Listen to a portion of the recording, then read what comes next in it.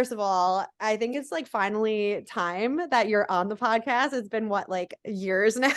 Yeah, we're going on like 2.5 years. I know, like happy 2.5 years of friendship. I know. Fun. So Since me, basically Julian was born. Like the like day before right Julian was before. born, we connected. Yeah. So me and Krystal did like a giveaway together in 2020 where we were connected through like a mutual person, and it was legit. Like I posted from the hospital room from that. It was You like did. that giveaway. Yeah. I was so impressed. I'm like, she had a baby last night. There's no way. Like, she's out of the giveaway. And then you posted, and I was like, oh my gosh, I gotta step up. Like, this girl is I was like it's like in the pre-recorded things. hospital. It was so funny though. And then like 2 weeks later or a week later, you're like, let's get on a FaceTime call. And I'm like, let's do it. And then the rest is history. Well, because I saw like in your bio, like when the girls were sent over, I was like, you do NLP? I was like, I've been wanting to get into it. I've been feeling so drawn to it. And you were so sweet and welcoming. You're like, oh my gosh, yes, if you have any questions. And then we just started like chatting about it. And that was just kind of the beginning of a wonderful friendship. I know. And now we're like BFFs. I'm I so know. excited to come to your wedding and just shower you with all of the most love and just make some happy memories. I can't wait to be there. So, wait, Krystal. Okay. So, for anyone who's listening, can we just know who Krystal is? Can you just like tell us who Krystal is? So they're like, oh, this is who Amanda's talking to right now. Yeah, sure. Well, my name is Krystal Nielson. My handle on Instagram is Coach Krystal, Instagram, YouTube. I've been in the health and wellness coaching space for a decade. And in 2017, most people know this about me that I went on The Bachelor. Didn't find love. I actually had this crazy wild like villain experience, but it ended up catapulting me into really going for my dreams, having to rebuild myself, really get clear on, I mean, when you hit rock bottom, like there's nowhere to go but up. So I just dialed into my self-care, my mindset tools, and just started showing up really authentically on social. I got a second opportunity to go on Bachelor in Paradise, where I just really got to highlight all the tools I was using. I brought my weights, I brought my sage, I brought my crystals, my apple cider vinegar, shared them with everyone. That was kind of like my experience with reality TV. Yeah, as you're burning the Palo Santo. Yeah, I got the incense in the background Yeah. and all the crystals. So that's kind of the biggest thing. And coming off of The Bachelor, I started my Total Body Guide online coaching programs. And I ran that for a couple of years. And now I'm kind of in the mommy space, and we've been working together, done one-on-one coaching. I'm currently in your mastermind, which has been the most rewarding experience. Oh my God, I'm so Oh, happy. yes. Just connecting with the amazing women and us just getting together and sharing our goals. It has made me feel so supported to get back into the coaching space, combining all the mindset tools that I've learned through Sparkle System, through EFT tapping. And I'm just really excited for this next chapter to launch. And I'm just really excited to support you and celebrate you through this entire next season, next chapter, and through forever and infinity and beyond. Thank you. Yes. And to the next life and the next life. And the next life after that. So you had mentioned like in while you were introducing yourself how when you were in 2017 you were like villainized as like this character or portrayed as this character on The Bachelor.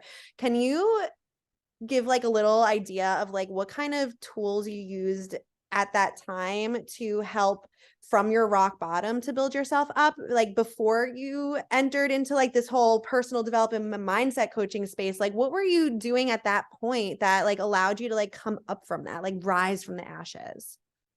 Well, number one, I started working with a coach. I had Okay. connected with a coach prior to me going on the show.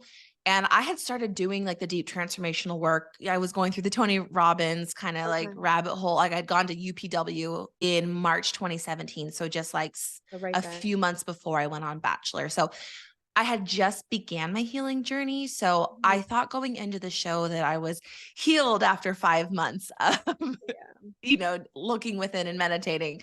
And being on the show, like what you don't know is there's a lot of psychological testing to test your triggers, and Mhm. they're really about activating you. Just was really not self-aware in that process as to what was really going on. And so coming out of it, I wasn't trusting myself. I felt really just violated and victimized. And so the first step I really needed to take was owning that there were moments where I was a villain esque, and I was being inauthentic, and having just that self awareness gave me the freedom to begin to look deeper within. And the Mhm. biggest tools for me were really just visualizing on who I wanted to be in the future and putting together a goal that I could put all my energy and strive towards, and who I would be who I had to become in order to reach that goal. And for me, that was launching my own workout program. And I just poured my heart and soul into it. And I'm so proud of myself for getting through that season. Honestly, like I just got chills throughout my whole body when you said I'm just so proud of myself. I think there's this like thing that happens with a lot of people when we're stuck in the victim role or like the villain space or whatever it is, that at least for me for a really long time, like I had a lot of trouble climbing out of it. I was in Remember how like in the sparkle system we talk about like being at cause or being in effect, right? Yeah. And like I just didn't know how to make that shift to see how this was working out for my higher good, Yeah. or to see the learning in it and to create Mhm. that self-awareness. And it's so wild how just a simple shift of like, what can I learn from this, and like how do I want to be instead, like how that just opens up so much more. Like Yeah. Yes. And for my experience, like the thing that helped me, I think the most was just having one thing that I was really excited about. yeah. And that was just like, how far can I go? And I remember thinking, like, well, fuck it. Like, this is my rock bottom. So I got like nowhere else to go, like, Right. but up. And I remember thinking, like, I'm just going to go for my dreams. And that was really my fuel to be like, this isn't who I wasn't portrayed in, the essence of like who I really am. And I just needed to take things into my own hands. So I actually learned a lot about PR and self promotions Yeah. and really taking that narrative. So I learned a lot in that experience, a lot, like a very valuable lessons that have served me very well to this day. Oh my gosh. It's like it's so wild what we learn in our like either our darkest times or at our rock bottom, and like how that propels us forward, right? Because at the end of the day, like when we're in our rock bottom, like I think about it now and I'm like, no one wants to stay there. Right? No. Like there's nowhere Mhm. for like you can't go further down. Well, you can. There's always that trap door, right? There's always that trap door that can like either Mhm. plunge you down, or you can use that as like your bouncing pad to like go up and like use that as your fuel like you were saying. And I think the most incredible success stories and the most incredible stories are from like those moments where like you are seeing the light at the end of the tunnel. Like there has to be another way. I like so specifically remember like there's like these significant emotional events in our life, and like you'll remember what you were wearing, what you were doing, how your hair was, like the jewelry on your body, the color of your nails, like every detail of the room and the music that was playing, the scent on your like everything, right? You remember those significant moments where you're like something's got to change here. Like where you're like having that like conversation with yourself in the mirror, Yes. where you're like this is not who I was born to be. This is not who I was meant to be. And that's it. It's like we're in so much times, like when we're down, we're avoiding ourselves. Yeah. We are avoiding, whether Mhm. that's like through not journaling or meditating or mirror work or EFT tapping, like we're not willing to look within. And until we can take that step, until we know it's safe to go there, and until we start doing that work, that's when we're going to change. Yep. And like when I went on Bachelor, like I had started learning all these tools, right? All these tools, meditation, tapping, like all of this stuff. And when I went on The Bachelor, I remember my dad saying, Krystal, you're not going to do well. Like, you're too spiritual. People are going to make fun of you. And I go, Dad, I'll just hide that part of me. I'll just hide that I use crystals and oils and I do mirror work and affirmations, like I'll hide all that so they won't make fun of me. Hiding, that was my biggest takeaway, was hiding all those tools. Those are the tools that gave me power. Those are the tools that were really helping me launch my business prior to even going on the show. And that is what made me inauthentic, was being so scared of being seen for who I was. Like that caused a lot of friction and tension, and people can't connect if you have this big armor on you. And so learning that lesson, right? Because I had to go in, I had to start confronting, like in a very loving space, like, hey girl, like let's heal here. When I went on Paradise, the second show, I brought all the oils, all the crystals, all the things. And that's what people loved. So anyone listening that's like in this space, like the quirky things are probably what people love most about you. So bring them out, celebrate, share. I mean, look at you with like the NLP. Like that's how we connected and built our friendship, because you had that in your Instagram bio. So I'm giving that out. Aw. Encouragement. But it's so true. Like, the saying that I say at the end of every single week, whenever we like wrap up the podcast, is like, you are you, and that is your superpower, right? There is nobody else who is youer than you. It's like a Dr. Seuss quote. And those are like the things, like your crystals and your sage and your oils, or what you sing in the shower, or like how you do your morning routine, or how you play with your daughter, or what, like the lullabies you sing, or like the little things, those little quirks, that uniqueness, that's what sets you apart. But that's also the things that make you relatable. Yes. I think we're in such an era of social media where right now with like trending reels, we're all just like copying and imitating the same people with the same message. And I have felt in myself trying to do that, I'm losing myself. I'm losing my authenticity. And now it seems like the big push is for people to stop doing that. Stop And it. start like actually talking to the camera to tell your audience who you are.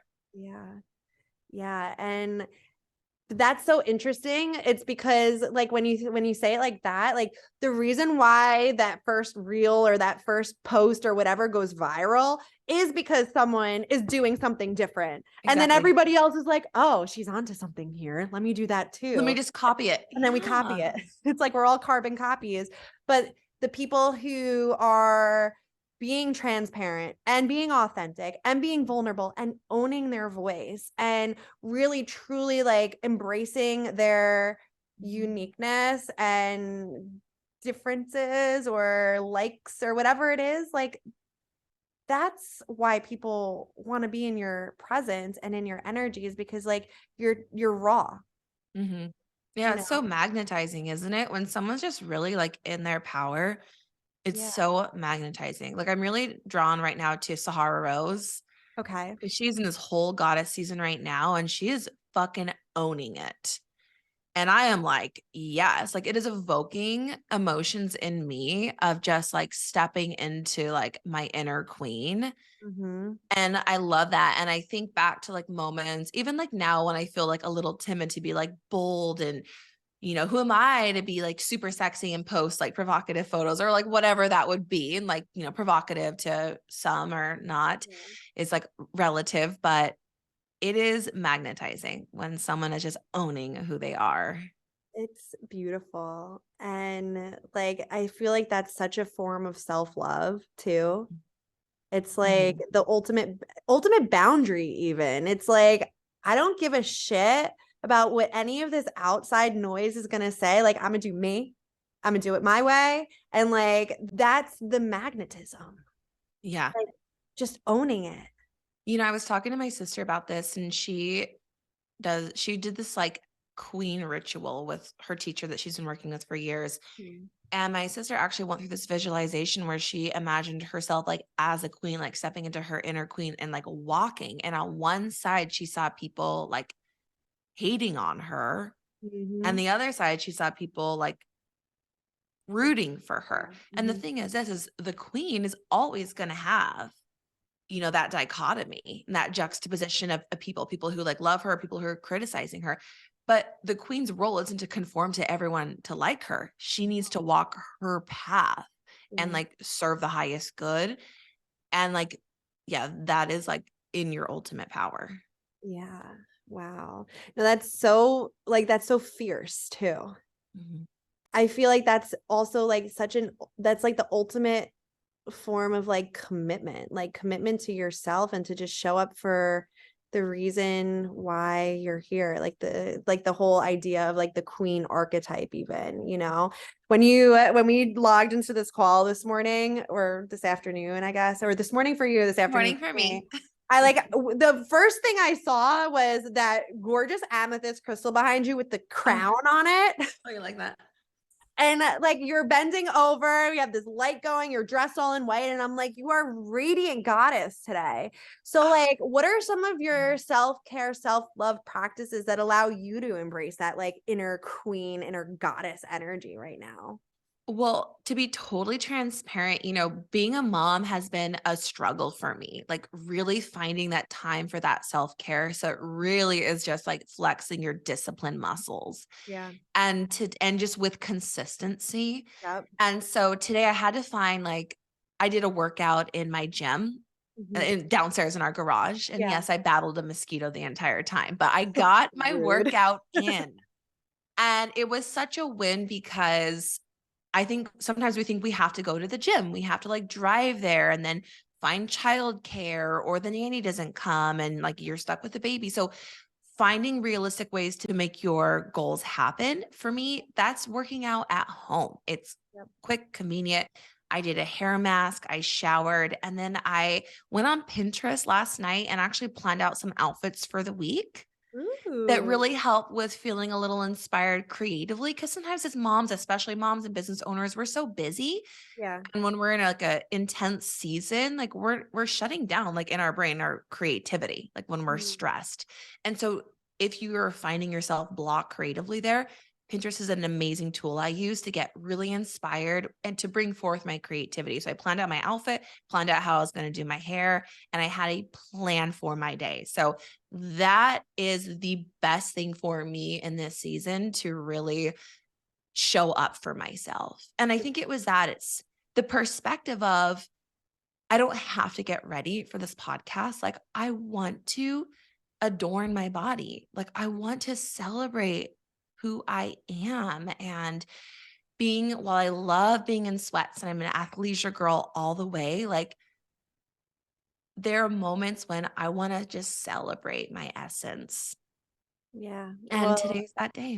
and I totally recognize that. And I want you to just like fully receive it because the second I saw you, I'm like, you were glowing. It seriously, it looked like you just floated onto the call as your glowing goddess, radiant energy. And I see you. Thank you. I will receive that. You're welcome. So, it's so wild is like, so planning out the day, right? And like just showing up and like doing things that like fill you up. I literally posted this morning I mean, you were still nice and fast asleep on the West Coast at 4:30 in the morning, Yes, I but was. 4:30 your time? 4:30 my time in the Good morning. for So it was you. Is at that like what time you're waking up? 4:17. Wow. Yeah, 4:17. My alarm goes off. Why 4:17? I don't know. I just like randomly chose that time. But I know like I'll probably press the snooze button one time and then I'll have like more than enough time to like get myself ready and out the door for the gym. But I was actually at a baby shower yesterday and I was talking I like just touched on this on my stories this morning. But I was at this baby shower yesterday and she was a neighbor and so we just like walked over there. The kids were napping. I was watching them on the nannet. Both of them were sleeping at the same time. I'm like goals for life where they're both napping at the same time and like we just have time. Oh, But yeah. it was one of these baby showers where like me and Brett were both invited. So Mm. it was so much fun. We had a really great time. But there was this moment and I swear I'll never forget it. So her name is Snigdha, my neighbor, and her mom just came in from India yesterday, 2 days ago. So Wow. she came in and she said that she walked right up to me, never met her at all, ever in my life. And she said, "Are you Amanda?" And I was like, I was like, yes. Like, how do you like who are? Like, what? She's like, Snickers talks about you all the time. And like, you are the reason why she wanted to have kids. And I'm like, wait, what? And I'm like, that's such an honor. But like, oh my gosh, wait. So I went right up to her and I was like, Snickers, tell me more. Like, what about this is like why? Like, I just wanted to know. And she was like, you make it seem so easy. And you also do mom life in a way where you always put yourself first. And I recognize that. And like, that's the type of mom I want to be. I was always scared of having kids because I thought it was going to take away my me time. But you've shown me that that's not the case. And like, first of all, I like had this moment where I was like taken back because I like, she's my neighbor, and she's like a very good friend of mine. And I didn't realize that that was something that people recognize in like in a good way, because then sometimes like people think that putting yourself first is selfish. And like, it has become my mission to like, for all the moms out there to know that like, that's the ultimate form of giving back to your family. Is like doing those things where like, waking up and going down to the gym in the morning and doing the hair mask and doing the things that light you up. Because at the end of the day, like, all we have is the love that we give to ourselves. Our kids model that. Like, they're modeling how we show up for ourselves. Like, when we give ourselves that time, that space, that love, they have the permission to do that for them, to give themselves the love, give them the time, give themselves the space. But on the flip side of that too is what I've noticed, and why it's so important, and like recognizing you and like honoring you for that, is like, when we give ourselves that time, we then have the energy to pour into everybody else. I think From a that's it. place It's of like, abundance. if I'm like at home and I'm like, I have greasy hair and I feel frumpy and like I just don't feel good, like there are those times like I'm not as present. I'm not as loving with my daughter. I'm definitely not feeling loving toward myself. And that radiates out into everyone in the household. Yep. So it really is like the little things of like, we have to just take care of ourselves and love ourselves, because really it's this my sister and I, again, in this conversation we had, it was talking about like the inner child.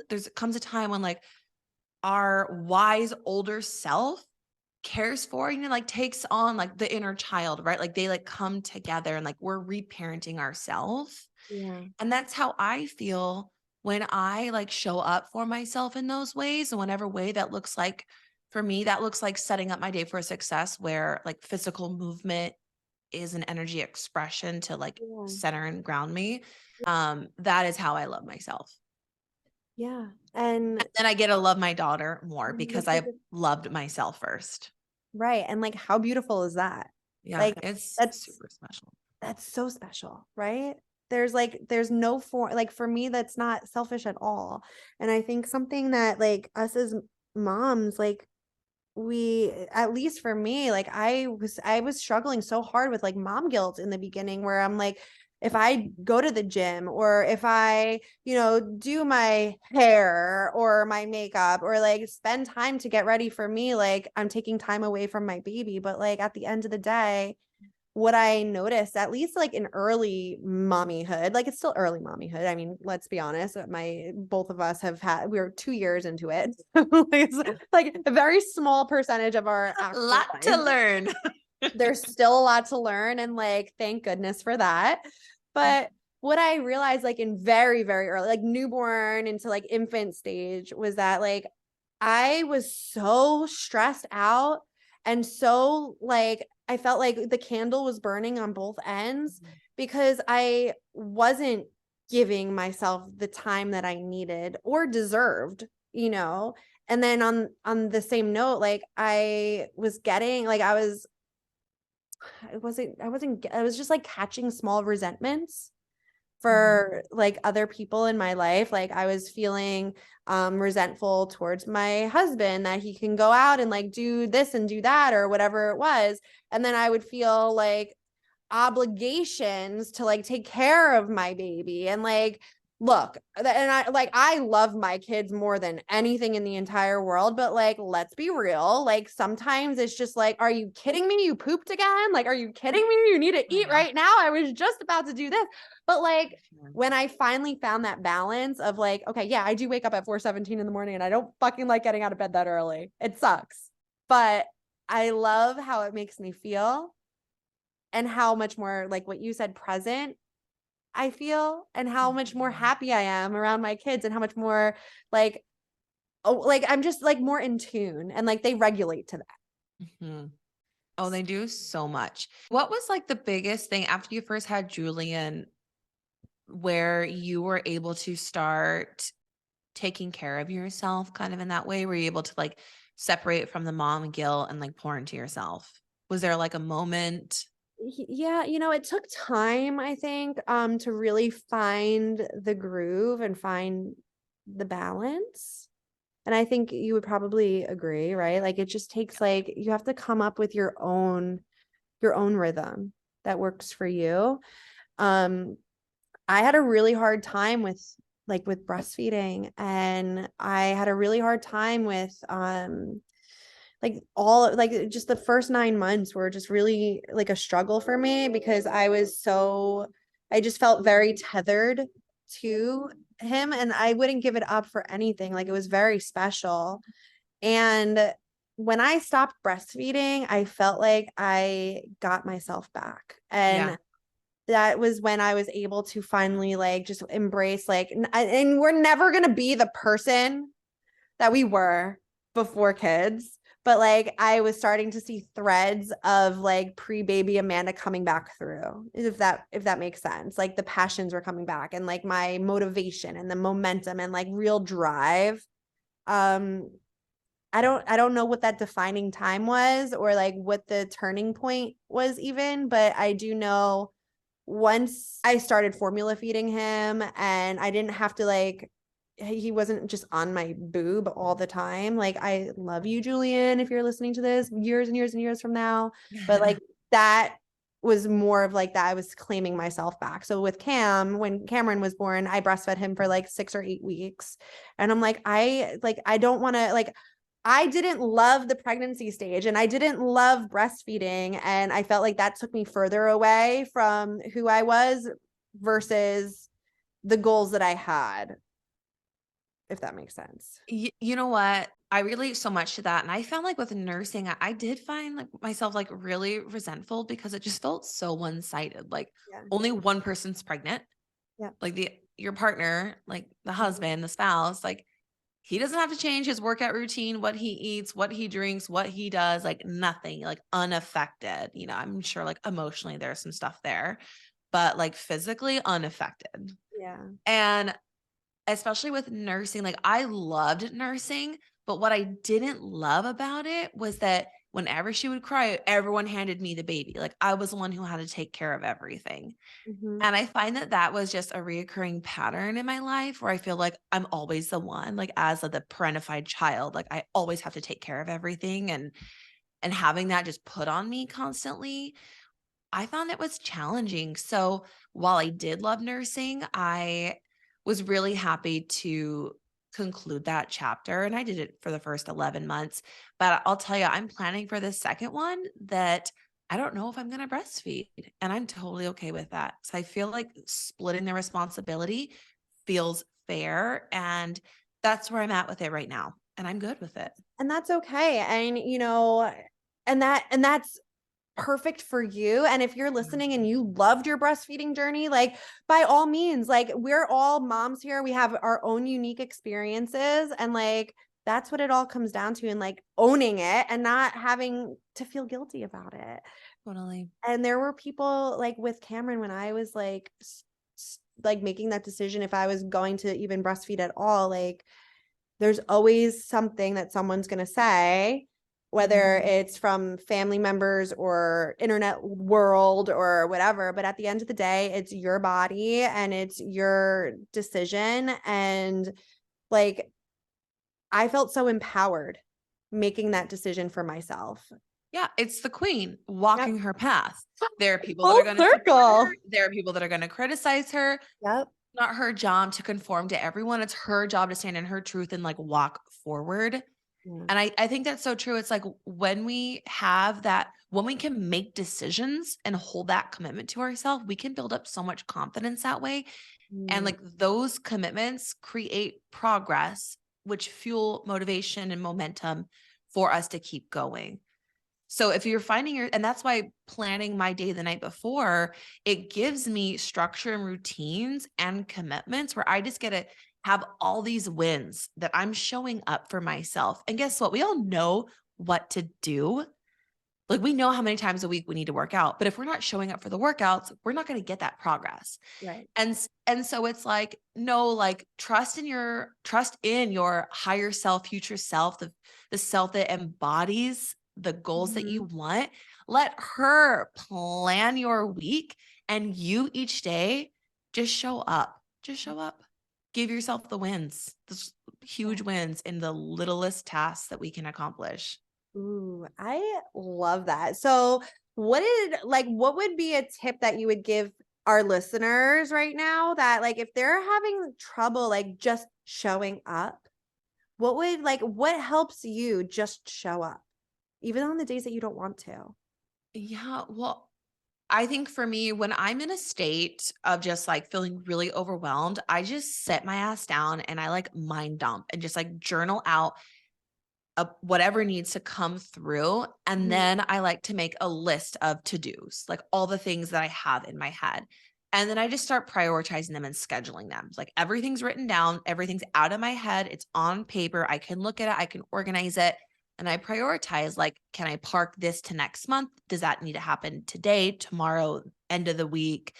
And so that makes me feel really like almost like I have control again and Yeah. just focused. Like I just feel like that inner turmoil just needs to be seen and validated and recognized. And for me, just putting it on paper in like a list format is like my biggest tool for overcoming Mhm. that and getting motivated again. Totally. Oh my gosh, I love, it's so funny. I have like this whole list Yeah.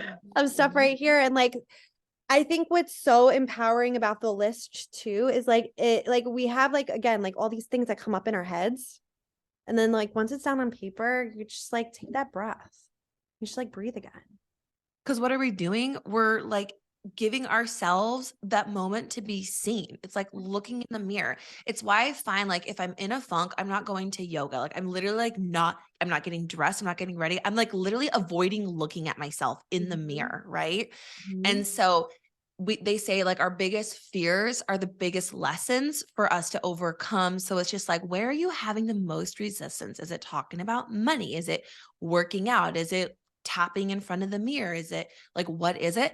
Mhm. Go and do it because there's a very valid reason why you're avoiding that. But like, that's where like your nugget of growth is going to come from. And it's safe to go there. It is safe. We can get so caught up in this like matrix of what we think the world should be.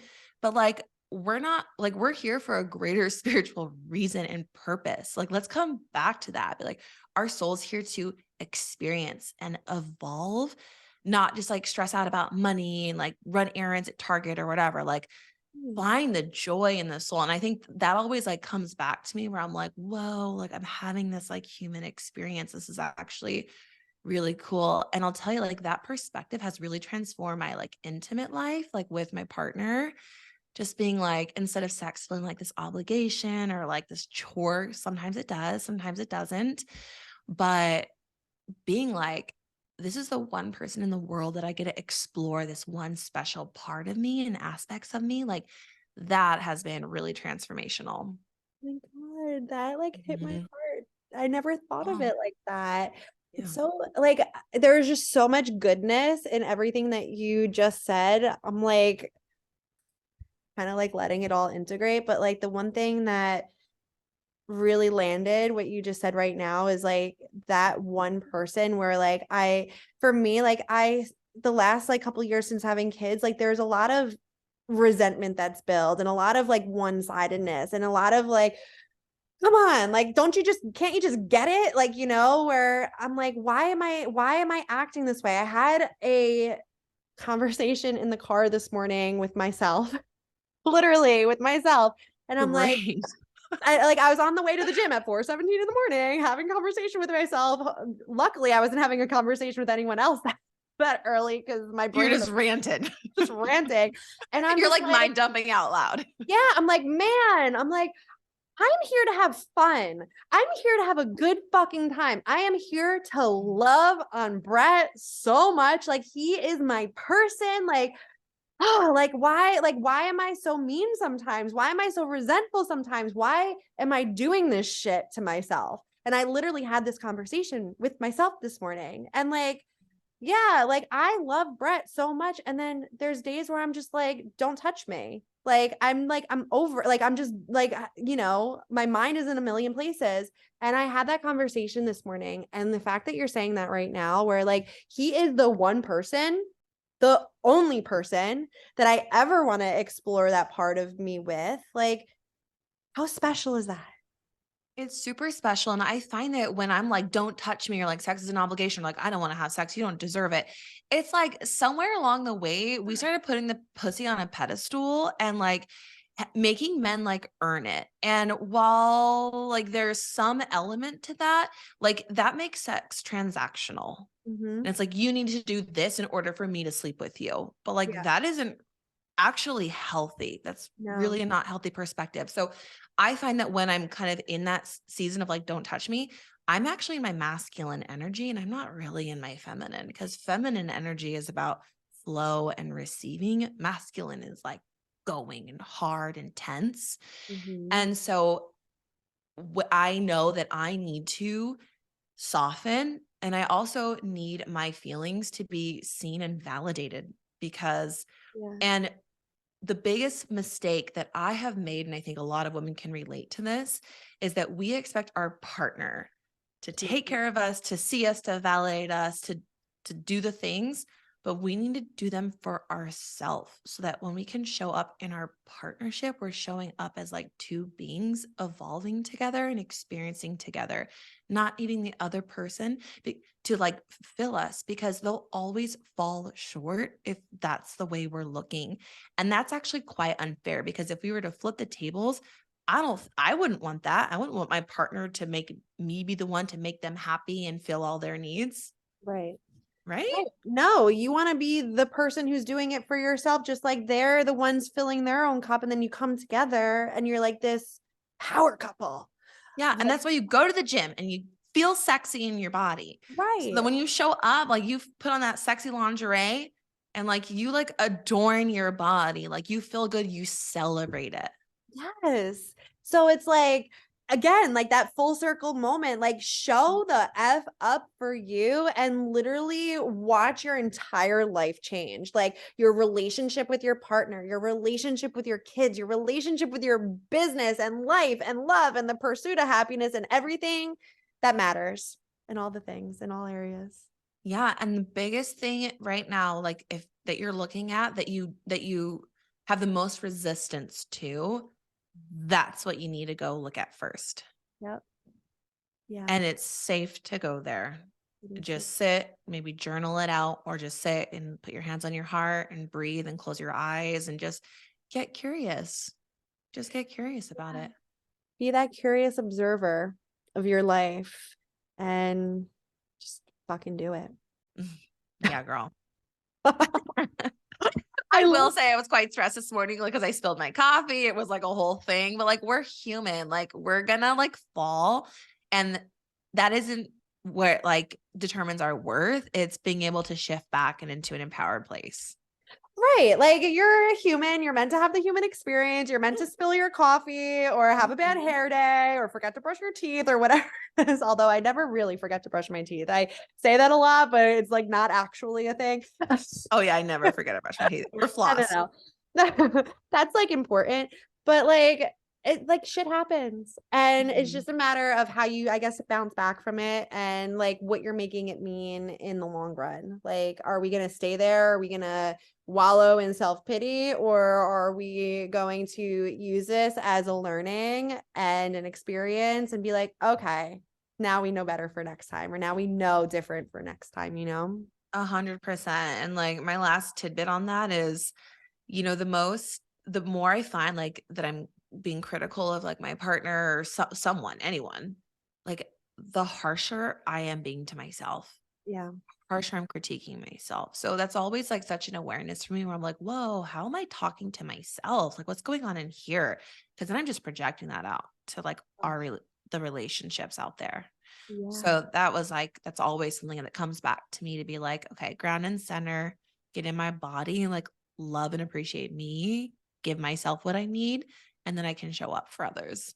Yeah. The cup runneth over. Yes, girl. Right. So if you had any last like tip or piece of advice or tidbit of information or anything that you just want to like sprinkle on our listeners today, what would that be? I would say get a goal that you're really, really excited about and set a goal that like kind of scares you because then like you really care about it. Like Mhm. push yourself. And it can be as small as like right now I'm trying to grow my hair longer for the wedding. I went on, like Pinterest and like found like my hair goals and then I put together like a plan to get there. And like every night and every morning I have like this certain products I put in my hair. And it's like every day I feel so excited and I have so much more momentum going. I'm like, I'm making a difference. And it's like spraying a fucking deep conditioner in my hair. It's not that big of a deal. But every time I do it, I'm doing it with intention and I know the goal I'm trying to reach. So it's a little win I do every day that makes me feel so good. So find a little goal, have like your little steps each day and get that momentum going. Just do it. I love it. And if our listeners want to find you, where can they find you? And are there any like things that you're offering right now that you'd like to tell them about? Oh yeah, if anyone's listening and you want to connect with me, you can just find me all across the socials at Coach Krystal with a K _. We'll Uh, link it in the description box below. Yeah, thank you. We'll link them all there. And then for any of our listeners who are new moms or pregnant, I have my free Fit and Strong pregnancy workout series on YouTube. It's 15 workout videos that are just fabulous. I still do them and I actually had them approved by a pelvic floor physiotherapist for her Wow. to recommend to her clients because again, I was very educated creating that program. So that is on YouTube and a lot of free workouts and resources if you're looking for some fitness motivation. Yay. And all of those details will be below. And yeah, so if you are pregnant or thinking about becoming pregnant, head on over. I've done so many of Krystal's workouts and they are absolutely amazing. So kudos to you, girl. Thank you so much for being here and being on my podcast today. I know this is like a long time coming and I'm just so honored that we got to spend this time together, just like have girl chat and chit chat and all Oh, I of the loved things. it. I Yay. loved it. Thanks for having me. And thanks everyone for listening. And Amanda, you are just such a beautiful light in this world. I'm so grateful for your friendship, your mentorship, and all your support. I just love you endlessly, Krystal. And I can't wait to just continue celebrating you and your growth and your life and all of the things. And I'm just so happy to be a part of it. And if you are listening, remember, you are you, and that is your superpower. I know. So, my friends, we'll see you back here next week. Make sure you leave us a review. Let us know what you thought. And I am forever grateful for all of your continued support. I'll see you guys next week. Mwah! Bye. Bye.